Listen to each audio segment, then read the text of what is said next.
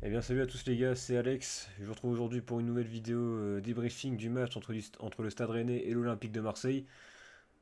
Euh, Avant de vous parler de tout ça, je vais vous expliquer un peu le sommaire de la vidéo. Donc voilà, donc comme je vous l'ai dit, on va commencer par le débriefing avec une analyse du match complète. Enfin complète, je sais pas, parce qu'il n'y a pas grand chose à dire, hein, je veux dire la vérité.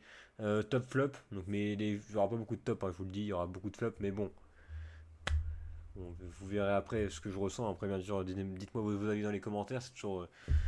C'est toujours satisfaisant de recevoir des commentaires. J'en reçois pas beaucoup sur YouTube, mais sur TikTok j'en reçois, donc ça fait plaisir. Et puis une actualité un peu OM pour, on va dire, adoucir un peu le ton, parce que je sens que voilà, c'est un débrief à froid, mais je suis encore un peu énervé du match que j'ai vu hier, mais on a ça à l'image de tous les supporters, je vous dis la vérité. Donc voilà, en espérant que la vidéo va vous plaire, et puis bah, je vous retrouve tout de suite pour vous parler de la vidéo. Donc voilà les gars, donc débrief du match, bah j'ai pas grand chose à dire, la vérité je fais une vidéo parce que pour vous parler quand même du match, on a vu des choses. Déjà pour commencer, j'ai pas envie de jeter la pierre sur la saison, parce que j'en vois des gens qui disent ouais la saison est morte, on a déjà perdu le titre ou j'en sais rien. Alors moi déjà faut savoir que moi je vise pas le titre. On peut pas viser le titre, je suis désolé. J'ai juste une bonne saison en Ligue des Champions, en Ligue 1 et un beau parcours en Coupe de France, voire remporter, mais je vise pas le titre de champion. Donc ceux qui disent ça, les gars, bah, soyez déçus, je vous le dis direct, hein. Mais par contre, voilà, c'est que le premier match de championnat, donc j'ai pas envie de jeter la pierre, j'ai pas envie de dire des choses que je vais regretter après. Non, voilà, c'est que le premier match de championnat, on est tombé face à une bonne équipe de Rennes et nous on n'a rien montré, donc forcément ça a rien fait. Je vous le dis les gars, qu'est-ce que vous voulez que je dise, on n'a pas bien joué. Mais surtout, la grosse déception que j'ai dans ce match, c'est sur le côté offensif-défensif et surtout sur les choix tactiques de Roberto De Zerbi. J'ai pas compris sa compo. Je vais vous la montrer dans quelques instants, mais d'abord, je vais vous faire un petit débriefing, euh, comme c'est indiqué à votre droite. Et bien, bah voilà, j'ai senti impuissant de Zerbi parce que bah, j'ai pas compris ses choix déjà. Aligné, parce que vous savez, Medina a été suspendu, donc ok, il n'y a pas de souci. Donc des solutions, on en a moins, surtout que Medina est quand même important. Euh, voilà, tu mets Balerdi en défense aligné avec Kondogbia. Alors Kondogbia, je suis vraiment pas fan de joueur, je l'ai déjà dit il y a plein de fois. Au milieu de terrain, il peut être intéressant en doublure, mais en défense, c'est catastrophique. Kondogbia, c'est pas bon du tout, c'est pas rapide, c'est un tracteur, et je suis désolé, c'est pas bon. Et j'ai pas compris pourquoi De Zerbi l'a aligné en défense avec Balerdi. Surtout que Balerdi, même si je l'aime beaucoup, c'est notre capitaine, il fait aussi des lacunes défensives. Il en fait aussi. Et d'ailleurs, le but qu'on se prend, c'est en partie de sa faute, même si c'est aussi la faute de toute l'équipe. Bon, allez, mais Kondogbia en défense, j'ai pas compris ce qu'il a voulu faire. Pareil pour Murillo qui fait jouer à gauche et Gain Riley à droite, j'ai pas compris. Je sais pas. Je sais pas. Moi je vous dis les gars, moi j'aurais mis Balerdi aligné avec Riley, mettre Murillo à droite et Garcia à gauche. Je sais pas pourquoi il a voulu aligner Kondogbia, mettre Murillo à gauche et Gain Riley à droite. La défense n'était pas à leur poste. Il a mis Rabiot en 10, même si Rabiot ça a été son poste la saison dernière et en match de prépa il a joué ici, donc c'est un peu plus compréhensible. Mais on le voit que Rabiot en 10 ça ne fonctionne pas. Et Rabiot c'est un joueur que j'aime beaucoup et moi je compte sur lui pour la défense. Pour la saison. Et on compte tout sur lui, c'est un de nos meilleurs joueurs.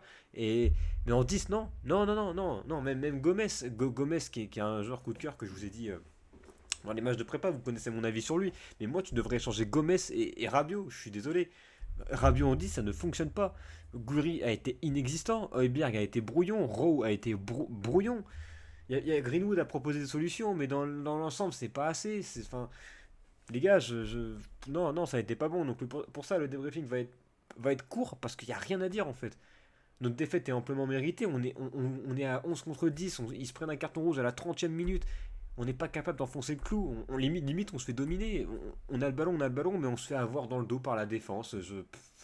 On est mauvais. On a été mauvais. On a été mauvais, les gars. Mauvais. Et moi, je vous parlerai des tops et flops après, mais là, j'allais vous spoil. Mais moi mon flop du match, je l'ai déjà, et je vais vous le dire après. Mais non, non, non, non, non, les gars, ça a été brouillon, ça a été dégueulasse. C'est comme je dis, c'est le premier match de la saison, donc tranquille, on va essayer de se calmer un petit peu. Voilà, on va pas remettre en cause les choix tactiques de Zerbi, notre effectif, parce on a un des meilleurs effectifs de Ligue 1, donc voilà, on va pas jeter la pierre sur ça. Mais par contre, moi, ce que je comprends pas, c'est quand tu as un entraîneur comme De Zerbi, qui est intelligent, qui a un football qui est compréhensible par pas mal d'entraîneurs. Il a été dit même par l'entraîneur de Séville, je sais même plus comment il s'appelle, mais c'est un coach qu'on a la chance de l'avoir, mais ses choix tactiques hier, non les gars, c'est pas bon, c'est pas bon, c'est pas bon. D'où tu mets Murillo à gauche, Murillo à gauche, tu, tu- tu mets Murillo à gauche, tu mets Kondogbia dans l'axe et tu mets Riley à droite. Je comprends pas, je ne comprends pas. Je comprends pas. Limite, je suis désolé, vous allez peut-être m'insulter, mais j'aurais préféré qu'ils mettent Derek Cornelius à la place de Kondogbia. Kondogbia, ce n'est pas son poste, il n'est pas bon. Il n'est pas bon. Cornelius n'est peut-être pas mieux, vous allez me dire, mais faut essayer quand t'as pas de défenseur. À la rigueur, si tu voulais vraiment faire jouer Riley à droite, tu mets Cornelius dans l'axe, tu fais pas jouer Kondogbia, je suis désolé. Je suis désolé. Mais bon, on va, on va, on va analyser tout ça après. Pour l'instant, voilà. Euh, voilà, défaite 1-0 de l'Olympique de Marseille. Donc bah, maintenant, bah, qu'est-ce que les coups fassent? Rendez-vous 17h pour que le match passe au Paris FC au Vélodrome. Mais je vous dis la vérité, là, notre calendrier qui arrive, ça fait Paris FC, Lyon, Lorient, je crois, et après Paris. Et, les gars, je vais vous dire la vérité, hein, si on joue tous les matchs, tous les matchs qui suivent là, si on joue comme on a joué hier soir, mais je vous dis la vérité, mais ça va finir huitième comme la saison d'avant. Je vous le dis là, les gars, moi je suis pas serein. Après, le Paris FC, il joue aujourd'hui, donc à voir comment ils vont jouer, parce que je tourne la vidéo, il est actuellement 15h40, donc forcément, ils n'ont pas encore joué, mais quand ils vont jouer, moi les gars, je vous dis la vérité, non, je suis pas serein. Je suis pas serein pour si vraiment on joue comme ça, je suis pas serein. Je vous le dis direct, hein. Après, on va voir ce qu'il propose. On va voir ce que. Je vous ferai un avant-match du Paris FC, donc je vais pas raconter ma vie. Je suis pas là pour ça. Donc voilà, on va passer à l'analyse du match. Le débrief était court, mais il y avait pratiquement rien à dire. Il y avait à part qu'on a été mauvais et qu'il y a deux trois joueurs qui sont sortis du lot. C'est tout les gars. C'est tout. Nous on se retrouve tout de suite pour l'analyse du match. Donc bah, voilà la compo du match. Alors comme je vous ai parlé tout à l'heure, voilà la compo que De Zerbi a voulu aligner. Je, je, je, j'ai pas les mots. Je vous dis la vérité, j'ai pas les mots. Tu vas me dire l'attaque, c'était l'attaque type, pas de souci. Mais bon, on a vu que Gouiri a rien fait. Rowe a été brouillon. Greenwood a tenté des choses, donc je vais pas lui tomber dessus à Greenwood parce que c'est bien beau. On l'a vu dans Sans jamais rien lâcher, la série de l'OM, que Greenwood s'en prend souvent plein la tête. Je vais pas lui tomber dessus parce que Greenwood, lui, c'est lui qui a essayé de faire des différences, qui a provoqué, qui a essayé de frapper. Contrairement à Rowe qui a frappé deux trois fois mais qui était au-dessus du 4. J'ai pas compris des choix brouillons, des mauvais choix. Gouiri qui a été invisible. Le milieu de terrain, comme je vous l'ai dit, Rabiot en 10, ça ne fonctionne pas, mais j'ai l'impression que. Tu vois, ouais, c'est ça ce que je reproche aussi à l'OM. C'est même pas au coach qu'on a eu. J'ai l'impression que notre blason, l'OM, on est victime de, je sais pas, d'une malédiction. C'est qu'à chaque fois, les coachs ne veulent pas s'en remettre en question. Parce que c'est que le premier match, ok, mais dans les matchs de prépa, on l'a vu que Rabiot n'a rien apporté. Rabiot n'a rien apporté. Alors ok, il touche le poteau en première mi-temps, il n'y a pas de souci. Mais Rabiot n'apporte rien en 10. L'année dernière, ok, il a fait une grosse saison en 10, mais je suis désolé, Rabiot, c'est pas son poste. Rabiot est un relayeur, Rabiot est un milieu de terrain du type Højbjerg, ou un peu plus offensif, mais ce n'est pas un numéro 10. Même Gomez, c'est pas un numéro 10, mais Gomez serait mieux en 10, je suis désolé. On l'a vu. Gomez, combien de duels aériens il a disputé? Et le mec qui fait 1m20. Le mec qui fait 1m20, qu'est-ce que tu veux qu'il fasse? Qu'est-ce que tu veux qu'il fasse? Qu'est-ce que tu veux qu'il fasse?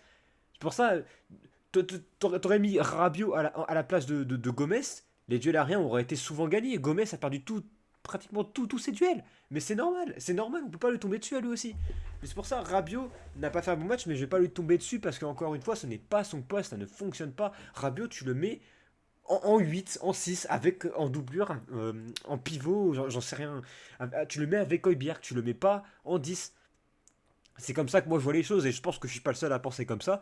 Pareil pour Gomez. Gomez est un bon joueur. Gomez est très intelligent et ça a été un coup de cœur de pas mal de personnes. Mais non, tu t'échanges Gomez et Rabiot. Pour moi, c'est logique. Mais ça n'a pas fonctionné. Et à la défense, n'en parlons même pas. N'en parlons même pas. Parce que, à part Balerdi, quel joueur est à son poste? Dites-le moi juste. Dites-le moi. Dites-le moi. Dites-le moi. Et regarde, j'ai pas compris de Zerbi. De Zerbi, je sais pas ce qu'il a tenté. Euh, il a tenté de faire un 4-3-3 chelou, mais tu mets Gomez. Merde, tu mets Murillo à gauche.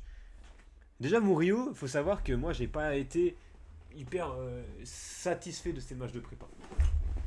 Désolé pour le bruit. J'ai pas été satisfait de ces matchs de prépa. Du sens, il a pas été mauvais, mais il a pas été étincelant non plus. Mais tu vas me dire, c'est pas, voilà, c'est pas un joueur de classe. Voilà, hein.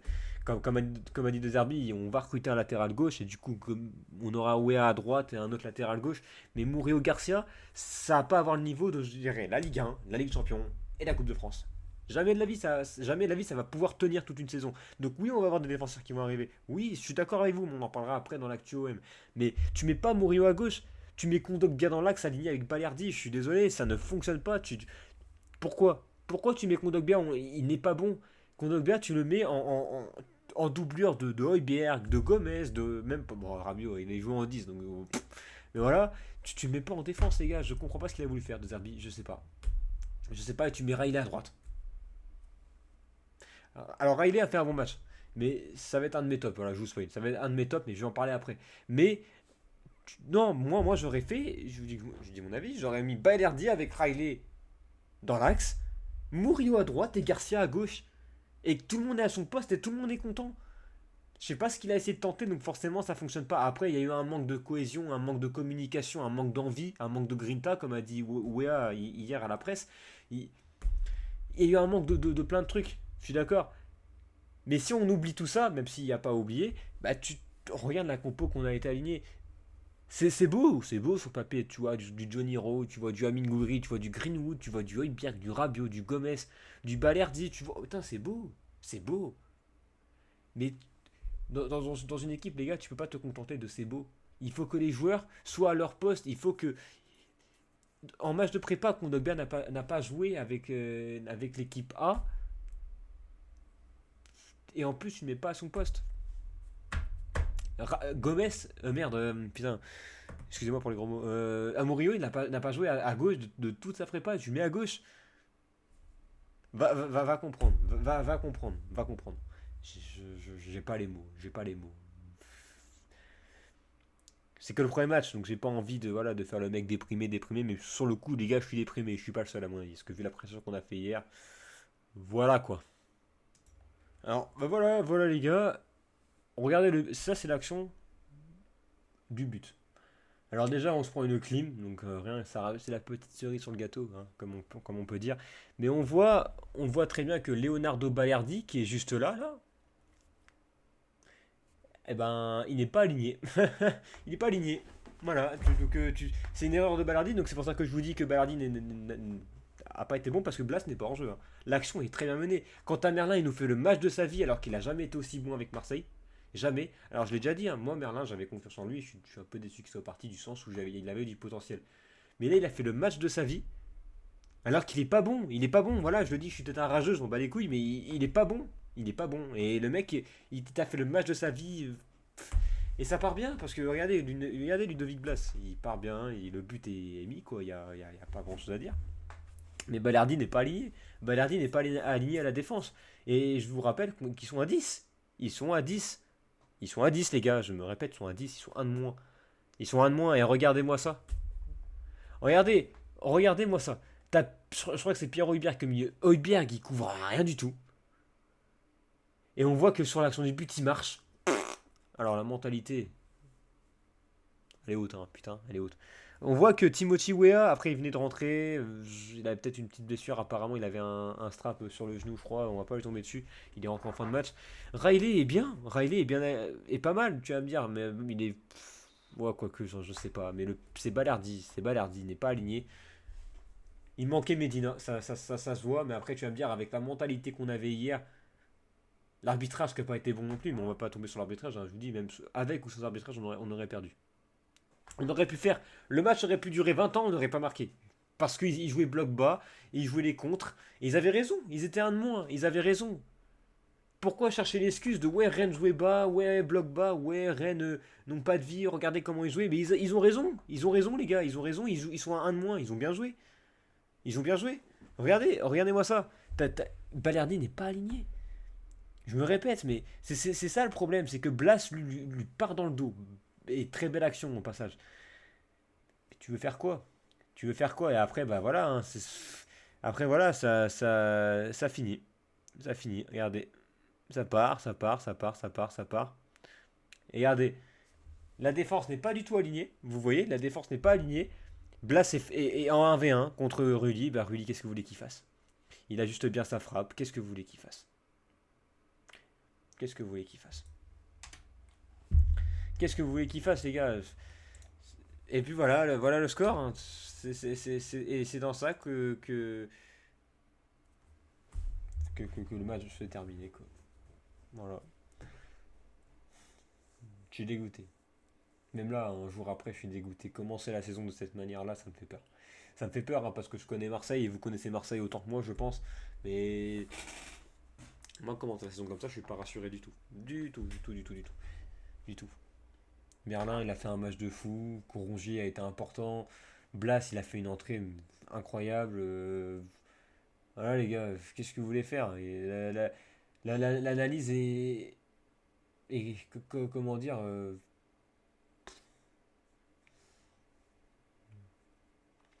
l'analyse, il n'y a pas grand-chose à dire non plus. Je veux dire, en fait, dans cette vidéo, j'ai pas grand-chose à dire. Même si on est déjà à un quart d'heure de vidéo, j'ai pas.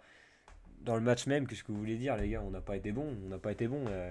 Il y a peut-être d'autres petites actus que je voulais vous montrer, apparemment, qui étaient dans le. Attendez que je la retrouve. Voilà, c'est cette info-là que je voulais vous montrer. Apparemment, euh, excusez-moi. Apparemment, il y aurait eu des tensions entre Adrien Rabiot et Jonathan Rowe dans les vestiaires. Parce que Rowe n'aurait pas accepté que Rabiot lui fasse des reproches, je crois, un truc comme ça. Et ça a gueulé dans les vestiaires. Hein, ça a gueulé dans les vestiaires. J'ai pas la source pour l'instant, mais De Zerbi a qualifié notre équipe de petites balls. Hein, on va dire ça comme ça. Vous verrez l'info vous-même sur X, sur Twitter. Mais voilà, voilà ce que De Zerbi a qualifié notre équipe d'hier soir. Et il avait raison. Après, il est en partie responsable, hein, je le dirai après, mais il est en partie responsable parce que sa compo n'était pas bonne. Mais voilà, commence la saison avec des tensions, avec un match perdu. Moi, les gars, ça me rassure pas du tout. Pas du tout, pas du tout, pas du tout. Pas du tout. Ça me rassure pas du tout, ça me fait peur. Ça me fait peur. Parce que, les gars, il y a un truc qui me fait. C'est ironique, mais en même temps, on se fait passer pour des clowns. Pour des clowns. Moi, je dis la vérité, je suis pas anti-parisien, je suis pas anti-lyonnais. J'aime juste pas les clubs, les supporters. Mais je suis pas anti. Voilà, c'est des belles équipes, y a pas de souci. Mais, mais moi, je les comprends, ces mecs-là qui se foutent de notre gueule. Ouais, les clowns marseillais sont de retour, blablabli, blablabla. Mais je les comprends totalement, je les comprends. Je les comprends, on est là à chaque début de saison, on est hype toutes les saisons. Et ça se reproduit à chaque fois pareil. Toutes les saisons, on est comme ça, ouais, excusez-moi pour le micro. Toutes les saisons, c'est la même chose. Ouais, putain, on va rouler sur la Ligue 1, on va finir premier, on va concurrencer le PSG, on va faire un beau parcours en Ligue des Champions, on a fait le meilleur mercato de Ligue 1. Oh, l'équipe, elle envoie, on va tout bouffer, on va finir minimum deuxième. On parle trop, les gars, on parle trop. Même moi, je me mets dedans. Marseille, on parle trop. Il va falloir arrêter au bout d'un moment. Et je me parle, mais je me mets dedans. Il faut que nous aussi, on se remette en question, les supporters. Je crois qu'on a tendance à oublier qu'on est l'Olympique de Marseille. Et qu'à chaque saison, ça se reproduit la même chose. Chaque saison. Chaque saison, les gars. On a vu l'année dernière face à Lens. Face à Lens, bon, c'était en fin de saison, mais quand même. Où on domine le match, mais malheureusement, bah, il marque à la 90e plus je sais pas combien. Les gars, on a tendance à oublier qu'on est l'Olympique de Marseille et que ces scénarios-là, ils arrivent tout le temps. Tout le temps, tout le temps, tout le temps, tout le temps. Et on n'entend pas le son. On est là, on est hype. Après, voilà, c'est ça le supporter. T'es hype de ton équipe, t'es fier de ton équipe, t'es fier des recrutements, t'es hype par Pekchao, t'es hype par Wea, t'es hype par Ordonez, ce qui va sûrement arriver, mais j'en parlerai après. T'es t'es hype par plein de trucs, y a pas de souci. Mais quand tu vois la réalité des choses, c'est qu'on fait peur à personne. Et moi, je comprends les Parisiens qui se foutent de nous, je comprends les Lyonnais qui se foutent de nous. Après, bon, Lyon sont très mal placés, hein, les gars. S'il y a un Lyonnais qui m'écoute, tu peux rigoler si tu veux, mais sache un truc, c'est que tu joues contre Lens aujourd'hui, on verra ce que tu vas faire, et puis crois-moi que tu joues pas l'Europe, à mon avis, cette saison. Bref. Mais je comprends ces genres de supporters qui se foutent de nous. Et on se fait passer pour des clowns, les supporters. C'est même pas les joueurs qui sont passés pour des clowns, c'est même pas De Zerbi, c'est même pas le club, c'est les supporters. C'est les supporters parce qu'on a un culot énorme. Énorme. Il y avait un TikToker que je regardais ce matin, bon, je raconte ma vie un petit peu, mais qui disait que ouais, on avait le culot de se foutre de Paris parce qu'ils avaient perdu 3-0 contre, contre, contre Chelsea, mais les gars, on se prend pour qui? On se prend pour qui pour se foutre de la gueule des gens comme ça? Les mecs qui vont en finale de Coupe du Monde des clubs, on a le culot de se foutre d'eux. On a le culot, mais regardez-nous. On va s'occuper de notre équipe avant et après, on pourra voir si on peut se moquer d'eux ou on peut les narguer. On peut pas pour l'instant. On est qui pour faire ça? On est qui, les gars? On est qui? On a été mauvais hier, on l'a encore prouvé. Maintenant, il y a des tensions dans le vestiaire. Pour l'instant, c'est un début de saison.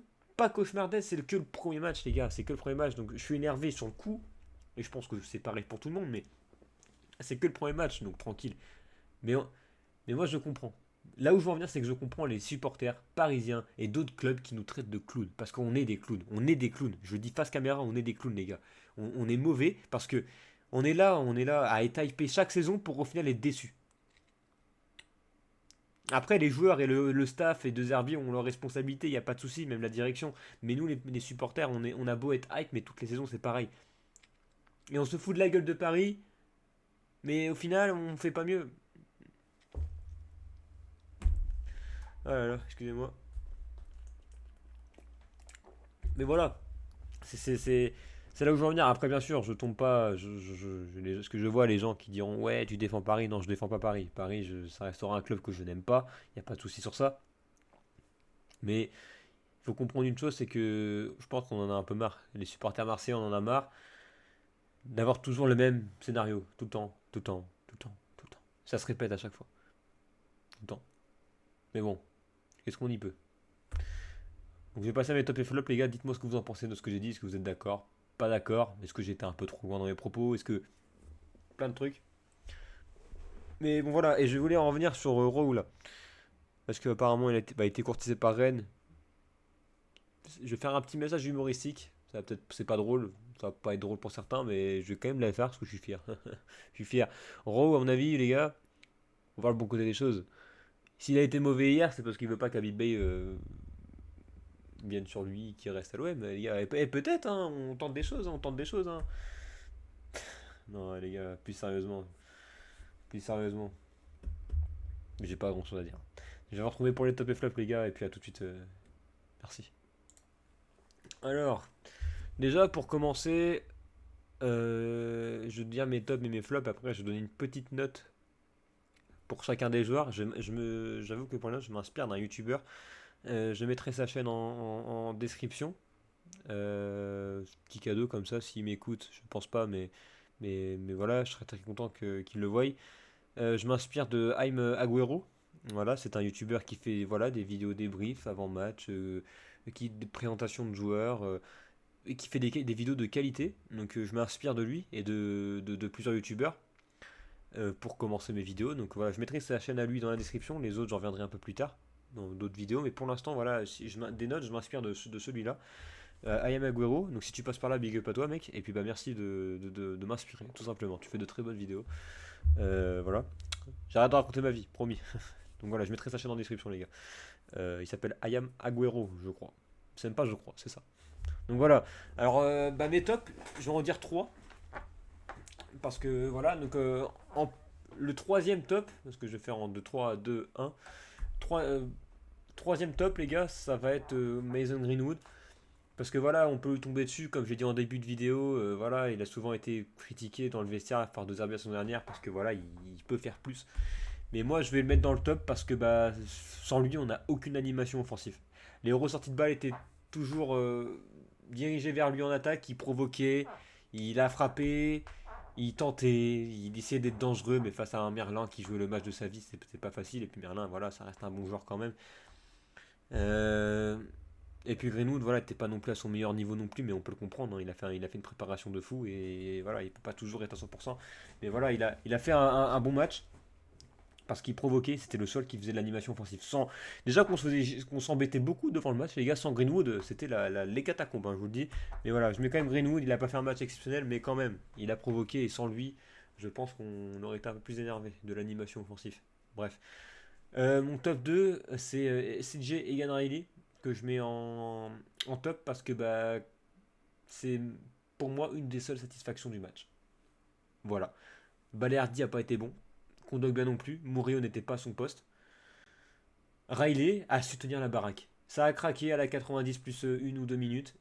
c'est compréhensible, hein, quand tu vois que tu te fais bouffer par les transactions, par les contre-attaques, bah forcément ça casse. Hein, voilà, moi je la voyais venir, les gars. Hein, celle-là, ça nous a fait la même chose contre Lens la saison dernière. Je la voyais venir. Mais Egan Riley a su défendre, a se montrer agressif, volontaire, domineur, faut se dit même pas, excusez-moi, dominant dans les duels. euh, il a su se montrer bah, fort. Il a été fort, Egan Riley. J'ai pas grand chose à lui reprocher. Il est déjà, et en plus, il n'était pas à son poste, les gars, en plus. Donc, Egan Riley, bonne satisfaction et j'espère le voir de plus en plus à la saison dernière. La saison pro, bah, cette saison. J'espère le voir plus. Parce que moi, il m'a donné cette satisfaction, ce jeune joueur qui vient de Burnley. Et en top, bah, c'est Geronimo Rulli, les gars. Parce que, ouais, c'est triste, hein. C'est très triste, hein, parce que Rulli a été souvent homme du match la saison dernière. Et première journée de championnat, bah, c'est notre gardien qui est homme du match, encore une fois. Ouais, ouais, ouais. C'est triste, hein. Bah oui, bah moi je le mets Rulli homme du match. Parce que sans lui, malgré qu'on était à 11 contre 10, bah sans lui c'était 4-0. Voilà, 3-0, 4-0. Voilà. Et puis pareil sur l'action du but, qu'est-ce qu'il voulait qu'il fasse? Il se retrouve en 1 contre 1. Il est totalement abandonné par sa défense, comme à chaque fois, et limite j'ai de la peine pour lui. Je vous dis la vérité, j'ai de la peine pour Geronimo Rulli parce que c'est un joueur que je respecte énormément, qui est respecté par tout le monde. Mais à chaque fois, moi, ce qui me fait de la peine, c'est il est toujours esselé. Il est là, mais les gars, aidez-moi les gars, je peux pas. Et moi, ça me fait de la peine. La vérité, ça me fait de la peine. Et non, Rulli, bah, c'est homme du match, tout simplement. Voilà, sans lui, c'est 4-0. Et j'espère qu'il va nous faire une aussi grande saison qu'il a fait la saison dernière. Et un aussi grand Geronimo qu'il a été ce soir. Tout simplement. Et je vais vous donner 3 flops et après les notes de tout le monde. Alors en premier flop, c'est. Je vais faire du premier, ça va être pas comme les tops où j'ai fait 3, 2, 1. Là, je vais faire 1, 2, 3. Premier flop, c'est Amine Goré. Invisible, pas bon, que des mauvais choix. Il a quand même été un petit peu volontaire au début de match, mais sinon, non, pas bon. Bon, invisible. Tout simplement, les gars. Hein. Tout simplement. Ensuite, en deuxième flop, ça va être. J'hésite, hein, j'ai improvisé la vidéo, les gars, je vous le dis. Hmm, je vais dire Jonathan Rowe. Jonathan Rowe, qui n'a pas du tout été brouillon, pas efficace. On le sentait lent. Il a été stoppé à toutes ses actions. Rowe, c'est un flop, tout simplement. Le plus gros flop du match, pour moi, c'est Leonardo Balerdi. Et oui, parce que le but qu'on se prend, c'est entièrement de sa faute. Il est capitaine. C'est lui qui doit avoir le rôle de hausser la voix, de gérer le tempo. C'est lui qui doit avoir le rôle de. C'est le capitaine, les gars. Je crois qu'on ne se rend pas compte du statut qu'il a. C'est le capitaine. Il doit avoir un rôle plus grand. Je suis désolé. Et là, il a pas su. Il a pas su le faire. Il est fautif sur le but. Il a pas su hausser la voix. On sentait qu'il manquait Medina. On le sentait. Mais même sans Medina. Même avec Medina, ça n'aurait pas changé grand chose. Hein, je te dis la vérité. Bon, bref. Voilà, Balardi, plus gros flop du match. Voilà. Et mention aura pour Geoffrey Kondogbia qui a fait un match dégueulasse aussi. Mais je l'ai pas mis parce que, bah, excusez-moi les gars, j'ai un petit appel, je vous rappelle tout de suite. Excusez-moi les gars, j'ai eu un appel d'une personne très importante, de ma maman. Bon les gars, voilà. J'en étais où? Oui, mention aura pour Kondogbia qui a fait un match dégueulasse. Limite, j'aurais pu le mettre à la place de Balerdi. Non, de Rowe. Waouh. Allez, 4 flops. Kondogbia, gros flop aussi. Match dégueulasse. Voilà. On n'en parle plus, j'ai pas besoin de m'en souvenir et j'espère que Kondogbia va se barrer parce que j'en ai ras le cul. J'en ai marre. C'est un leader, ok, pas de soucis, mais il a un gros salaire et avec son gros salaire, regardez le niveau qu'il nous montre. Ok, c'est pas son poste, mais tu vois, quand t'as un genre de son statut, un salaire comme ça, une expérience comme ça, bah les gars, tu dois montrer plus, même quand t'es pas à ton poste. Hein, je suis désolé, mais bon, bref. Après, bon. Et non, non, non, non, non, attends, les gars, je rectifie le plus gros flop du match, c'est Roberto De Zerbi. Voilà, net, précis. Il a nié une compo dégueulasse, il a fait des mauvais choix. Faire rentrer. Il a même pas fait rentrer un Aminarit. Parce qu'on avait besoin d'un Aminarit, les gars. On avait besoin de créativité devant. On avait besoin d'un joueur qui était capable de donner un coup de rein pour éliminer un adversaire, pour, pour, euh, pour- pour distribuer les ballons. On avait besoin d'un créateur. On avait besoin de ça. Et on n'avait pas eu ça. Et il fait pas rentrer Harit, on sait pas pourquoi. Non, non. Il fait rentrer Ulysse Garcia. Ok, il est à son poste, mais Garcia, il fallait le faire débuter justement. Bref. Deux arbitres plus gros flop du match. Et j'espère qu'il va se réveiller. Parce que c'est bien beau de gueuler sur les joueurs. Hein, mais Théo entièrement fautif aussi. Et donc voilà, donc pour les notes, Roberto De Zerbi, je vais commencer la note de 3 sur 10. Voilà, comme pour les raisons que j'ai citées avant. Voilà, que des mauvais choix. 3 sur 10. Durand Morelli, je vais lui mettre un 8. Un 8 sur 10 parce que il n'y a pas de montage, donc c'est moins fou que Ayam Agüero. C'est moins fou parce que lui, il a du vrai montage et je le félicite. Mais bref, 8 sur 10 pour Durand Morelli. Bah, il est pas bon. Il est pas, pas bon, il est pas fautif sur le but. Il est pas fautif sur le but. Donc qu'est-ce que tu veux. Les points que je lui enlève, voilà, c'est qu'on on s'est quand même pris un but, mais sinon il peut pas faire grand chose de plus, hein. Je lui mets un 9, allez, je lui mets un 9 parce qu'il peut pas faire grand chose de plus. Il peut pas même faire grand chose de plus, le pauvre Geronimo. Donc je lui mets un 9. Et Ganraillet, je vais lui mettre un 8 parce que pareil, il a tenu la baraque tout le match et ça a craqué malheureusement. Faut pas oublier qu'il est jeune, qu'il est là en stature de doublure et qu'il n'était pas à son poste. Donc je lui mets un 8. Il a tenu la baraque et pour moi le vrai capitaine ce soir c'était lui. C'était pas Balerdi. Voilà. Balerdi, je lui mets un 3. Voilà, pas bon, mauvais alignement, pas le leader, j'ai rien senti. Mondogba, je lui mets un 3, pareil, pas bon. J'ai pas d'argument, les gars, 3. Murillo, je vais lui mettre un 4 parce qu'il était pas son poste, mais il a quand même essayé de provoquer. Il a tenté des trucs, mais non. Heubier, je vais lui mettre un 4. Invisible, pas bon, il aurait pu faire partie de mes flops, honnêtement. C'est un des plus mauvais matchs qu'il a pondu. Et c'était lent. Il ralentissait le jeu, j'avais l'impression, c'était pas bon, c'était pas. C'était lent. Voilà, je lui mets un 4. Rabiot, je vais lui mettre un. Je vais lui mettre un 5 à Rabiot. Je vais lui mettre un 5 parce que il attend quand même. Il est pareil, on peut pas lui reprocher. Il est pas à son poste, il a quand même tenté. On se souvient de ça. Pareil pour Murillo, il a quand même fait une tête qui a fini sur le poteau. Donc il n'a pas eu de réussite. Donc je lui mets quand même un 4 à Murillo. Et du coup, Rabiot a également touché le poteau. Il a tenté des frappes, mais il n'est pas à son poste. Donc je lui mets un 5. Parce qu'il n'a pas fait un gros match, loin de là, mais il a tenté d'apporter. Voilà. Gomez, je lui mets un 5 parce que pareil, volontaire, mais 4 ballons perdus, 3-4 ballons perdus, parce qu'il fait des passes en profondeur à Greenwood, mais les passes sont trop fortes, mais bon, on peut pas lui tomber dessus non plus. Enfin, voilà. Greenwood, je vais lui mettre un 7.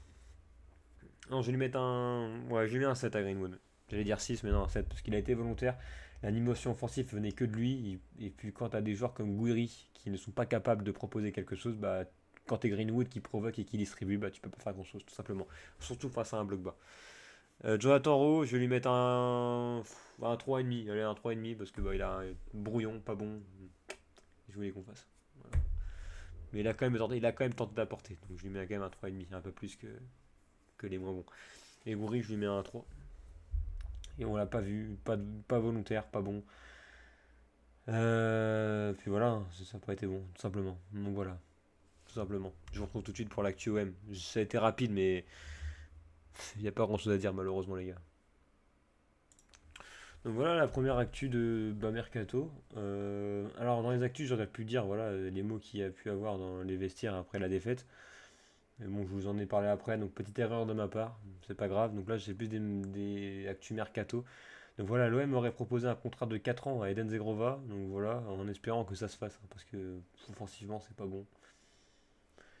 Je pense qu'on aura besoin d'un mec comme Zegrova dans les petits espaces face au bloc bas peut être important.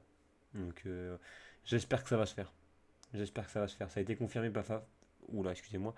Ça a été confirmé par Fabrizio Romano, comme quoi on avait proposé un contrat à Zegrova. Donc voilà, ça en bonne voie.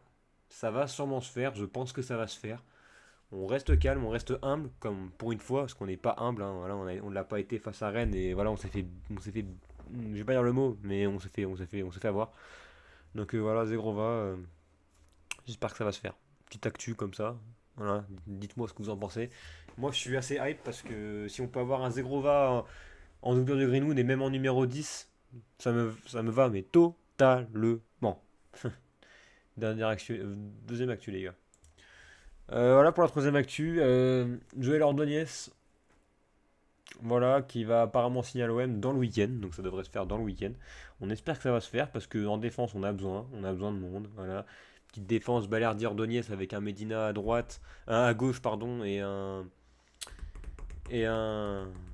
putain, excusez-moi, un Wea à droite. Ça me va totalement. Ou même des fois pour punir Balerdi, un Medina Ordonez en défense et un petit recrutement en défenseur gauche, comme l'a dit De Zerbi, mais ça j'en ai déjà parlé, je vais pas en parler. Ça serait une défense plutôt qualitative. Parce que Balerdi tout seul, ça commence à être compliqué. Voilà, voilà. Donc bah j'ai pas grand chose d'autre à vous dire les gars, dites-moi ce que vous en pensez des actus, je vous ai dit ça a été rapide, mais voilà on est déjà plus d'une demi-heure d'une vidéo donc je vais quand même m'arrêter là. Donc dites-moi ce que vous en pensez du match, de ce que je vous ai proposé, de ce que l'OM a proposé. Je suis curieux de savoir de savoir vos avis. Donc merci de m'avoir suivi, merci de la vidéo et puis bah les gars malgré la défaite toujours et encore. Allez l'OM les gars.